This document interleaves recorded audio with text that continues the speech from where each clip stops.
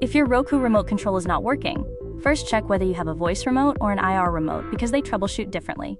Weak batteries are the most common reason a Roku remote stops working, so replace both batteries with fresh alkaline batteries before anything else. Unplug your Roku device for 30 seconds because restarting refreshes the wireless pairing service and clears temporary remote connection problems. Open the battery cover and hold the pairing button until the green light blinks continuously, then keep the remote close to Roku.